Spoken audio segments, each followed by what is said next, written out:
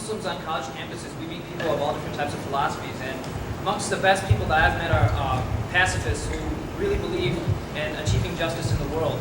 And they make the argument that violence begets violence. And they ask the question, how could the destruction of life lead to anything constructive? As Mahatma Gandhi has quoted as saying, an eye for an eye makes the whole world blind. So how are we to respond?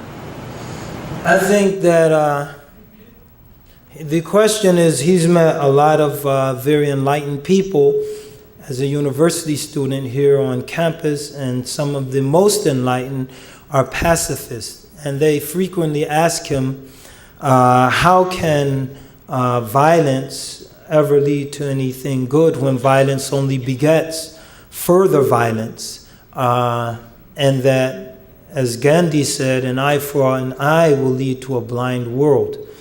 I think that the argument is overstated, because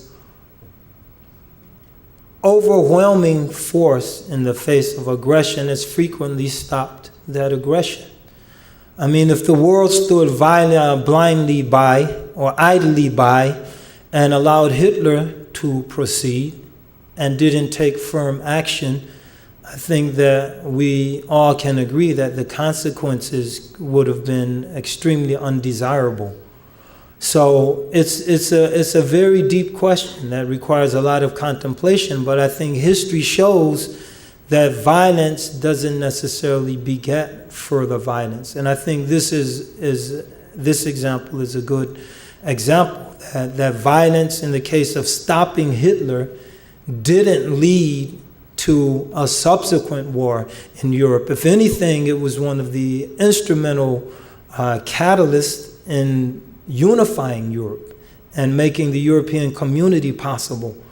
So I think that we have to really look at historically, is this in fact true, that violence inevitably begets further violence? And I think the answer is that it doesn't. Now, does this totally answer the ethical question? No, but I think it's a strong consideration, and we should ask pacifists to reflect on. I think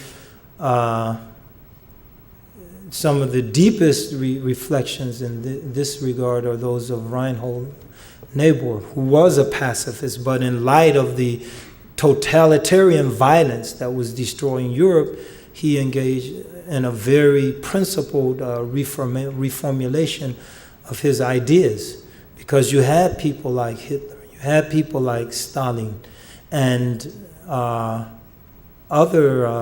totalitarianisms during the past century, which had to inevitably be checked. Now, could they have been checked without violence, resorting to violence? I think that's questionable. That they could not have been.